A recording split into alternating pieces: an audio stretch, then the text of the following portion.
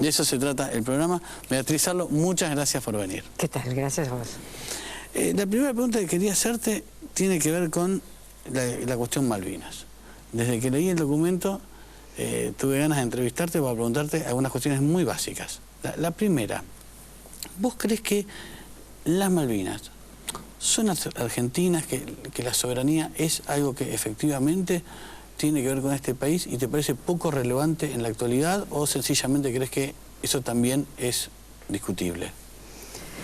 Importa poco lo que yo crea personalmente, digamos. Yo creo que el mundo en los últimos 2 siglos, cantidades de territorios pasaron de un lado y a otro de las fronteras. Polonia es un ejemplo, el Imperio Austrohúngaro es un ejemplo, a nadie se le ocurriría empezar a reivindicar fronteras de ese imperio. Hungría quedó dividida en varias partes, de repente húngaros que eran húngaros se convirtieron en checos y húngaros que eran húngaros siguieron siendo húngaros. El más grande escritor alemán, Günter Grass, nació en una ciudad polaca. Es decir, que importa poco lo que yo crea sobre si las Malvinas son argentinas o no argentinas, sino que este mundo, el mundo de los últimos 2 siglos, es un mundo donde los territorios han ido y venido. Uruguay ha tenido reivindicaciones serias sobre la isla Martín García, sin ir más lejos. Y hay países que han perdido porciones muy importantes de su territorio. Por ejemplo, Bolivia, que ha perdido su salida al mar. Esa es una reivindicación muy seria, porque perdió una parte de su territorio lindante con el territorio que hoy tiene. Perú y Ecuador tienen en la Amazonia unas fronteras que llevaron a guerras de décadas, en la década del 40 y después de nuevo, 3 décadas después, en la Amazonia. La Amazonia no estaba prácticamente limitado. O sea que lo que yo crea sobre si las Malvinas son argentinas o no, importa poco. Lo que yo digo, esa es la pregunta. ¿A vos te parece poco relevante ese debate? ¿O tu opinión? Mi opinión importa poco. Lo que yo digo es, si este país elige recorrer un camino por recuperar una soberanía sobre Malvinas, tiene que hacer las cosas bien en términos de negociación y en términos de los modales internacionales y de las organizaciones internacionales. Este país, primero, hace 30 años invadió las islas. Sobre eso nos debemos los argentinos una autocrítica pública. No la invadió solamente la dictadura. El 2 de abril no sé qué pedazo de noticiero van a pasar los canales, porque en todos esos pedazos de noticiero está la gente enloquecida con banderas argentinas y la voz de Galtieri. O sea que salvo que lo ecualicen y le saquen la voz a Galtieri, ese sonido está pegado a la multitud enloquecida que decía en Puerto Stanley, en Puerto Soledad, en Puerto Argentino, las Malvinas son argentinas, rodeando un balcón ocupado por un dictador sangriento, responsable con otros dictadores de la muerte de 10.000, 20.000 o 30.000. Y al día siguiente de una represión a la CGT en la misma plaza. Al día siguiente de una represión fuerte. Nos corrieron con caballos, nos corrieron con perros, etc. Por tanto, eso tiene que ser tomado como un tema, por una parte. Por otra parte, el Estado, si quiere desarrollar una política de Estado de largo plazo, tiene que tener una política coherente donde esta invasión argentina a Malvinas sea encapsulada, digamos. En tercer lugar, me parece que en Malvinas vive gente que tiene muertos enterrados en las islas, no muertos de la guerra, muertos. No son todos soldados, no son todos soldados los que viven en Malvinas, eso no es cierto.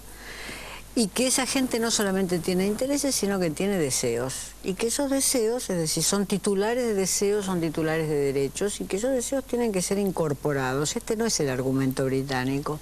El argumento que nosotros hacemos es, si queremos recuperar la soberanía de Malvinas, cosa que los británicos no dicen, si queremos recuperar la soberanía de Malvinas, tenemos, porque estamos en el siglo XXI, que incorporar a los malvinenses, no los kelpers, que es una palabra despectiva, que incorporar a los malvinenses como sujetos de derechos, como gente que tiene el derecho de expresar su opinión. Y empezar a explorar allí todas las soluciones. Doble soberanía, no solamente doble ciudadanía, que no habría problema, doble soberanía, empresas conjuntas, es un camino a largo plazo. Esta es la posición nuestra. Lo que decimos es, no hay que atizar el patriotismo territorial. No hay que echar leña al fuego del patriotismo territorial. Esto es lo que exhorta nuestro documento.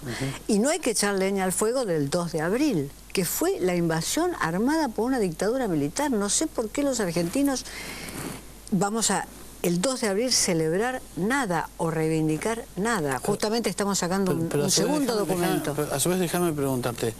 Yo también leí el documento y noté que la marca de la invasión que hace Argentina el 2 de abril, con Galtieri al frente del gobierno, es como una marca importante en el texto. Pero no es al revés.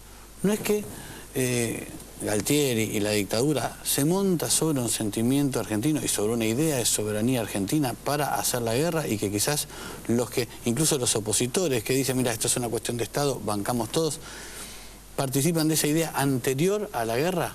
Yo separaría el sentimiento pro-malvinero de la gente de los políticos opositores, que ya estaban en la multipartidaria y que por no perder espacio frente a la dictadura se subieron para irse a la Patagonia, menos uno, Raúl Alfonsín. Yo me refería a los de hoy, a los que hoy van y apoyan. Los de hoy ni siquiera los radicales honraron esa posición de Alfonsín. Esa posición de Alfonsín, que escribió un artículo en Clarín que se llamó, en ese momento que era muy difícil, se llamó Malvinas, el cepo patriótico. Y lo que decía era lo que decía ese título, que los militares dictadores habían metido al pueblo argentino en un cepo. El pueblo inmovilizado tenía que decir siempre que sí, porque era un cepo del patriotismo. Los radicales deberían honrar ese texto de quien después los condujo a una victoria en la transición democrática. Deberían honrarlo un poco más de lo que están haciendo, lo deberían por lo menos recordar ese texto. Eso por una parte. Después está la gente. Atizar el sentimiento nacionalista es lo más barato. Yo creo que el 2 de abril nadie calculaba que le podía tocar un hijo o un primo en Malvinas. Posiblemente nadie calculaba bien que le podía tocar un hijo o un primo en Malvinas, porque mandaban a Malvinas a los chicos de Corrientes y de Jujuy. Mandaban a Malvinas a los chicos más pobres de este país, a los menos preparados. Quizás calculaban bien los porteños que no les iba a tocar alguien en Malvinas, pero nadie calculaba que iba a tener un muerto en esa guerra, nadie calculaba el 2 de abril, porque la locura patriótica no te hace pensar eso. La locura, cuando arranca la locura patriótica, no se evalúa. Todos los países, Alemania de entrar a la Segunda Guerra Mundial, a la Primera Guerra Mundial, etcétera, tiene un momento de locura patriótica. ¿Cuáles políticos aciertan en ese momento? Los pocos políticos socialistas que no votaron los créditos de guerra alemanes. Esos acertaron. No los que en nombre de Alemania fueron a votar créditos de guerra.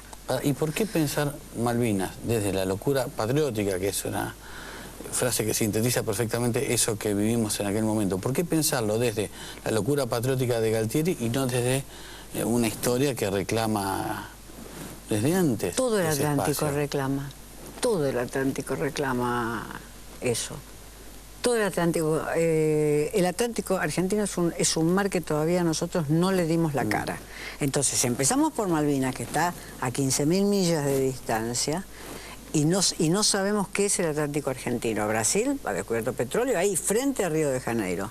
Nosotros, el Atlántico argentino, entran los barcos, sacan las merluzas, entran los barcos, sacan los otros pescados. A veces un sacrificado barco de la Marina detiene a algún otro con bandera extranjera en esa zona. O sea que la Argentina todavía no ha tomado el Atlántico. No sé qué piensa hacer con las Malvinas, si en algún momento la divina providencia se las pone en las manos, pero no ha tomado el Atlántico. Entonces, la tierra irredenta se convierte ahí en más bien un mar descuidado por los argentinos, en un mar absolutamente descuidado. Entonces, no ha tomado su territorio. Digo, hay muchas formas del nacionalismo. Yo quisiera un nacionalismo en la Argentina que fuera un nacionalismo de integración territorial. Y lo último que se me ocurriría integrar serían las Malvinas. Si las Malvinas vienen, bueno. Pero un nacionalismo de integración territorial. ¿Qué quiere decir eso? Quiere decir que la señora que dialogó con la presidenta desde Jujuy tenga un buen tren para visitar a sus hijos en el tercer cinturón del Gran Buenos Aires, que sea un tren que la traiga bien, rápido y barato. Eso me parece desintegración territorial. El nacionalismo de banderita siempre cuesta poco, salvo que sea alguna guerra, cuesta poco.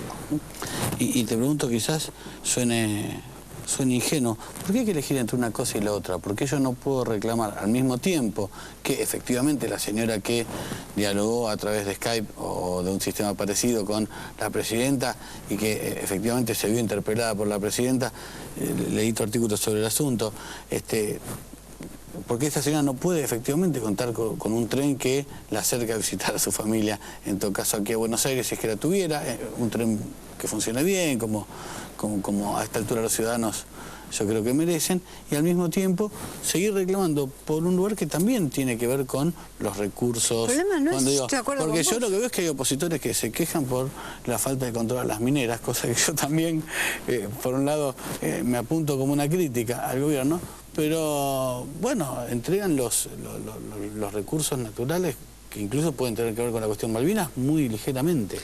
El problema no es por qué no se puede seguir un curso pacífico y diplomático de discusión con Gran Bretaña. Hay que seguir un curso pacífico con políticas imaginativas de discusión con Gran Bretaña.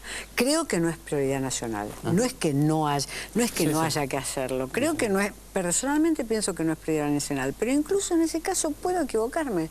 Pongamos que un gobierno, tiene que decirlo más que un gobierno esto, que lo ponga entre las prioridades. Yo creo que no lo es, pero la cuestión es cómo se desarrollarían los acontecimientos a partir de ahí, en base a qué principios, en base a qué principios de respeto de las poblaciones que están establecidas, que son poblaciones que ya viven ahí, en base a qué principios del siglo XXI, donde nosotros estamos hablando del respeto de los derechos y de las voluntades de las poblaciones, en base a qué principios donde la fuerza quede excluida para siempre, en base a qué jerarquía de implementación de los recursos.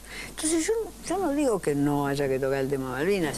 Para mí es una herida, Malvinas, abierta, pero es una herida abierta en mi pensamiento democrático, porque fue el momento en que yo más ajena me sentí a la sociedad argentina, que apoyaba una dictadura por unas islas que no había pisado nunca. Para mí es una herida abierta, pero yo no quiero trasladar en la Argentina la herida abierta que fue para muchos de nosotros Malvinas.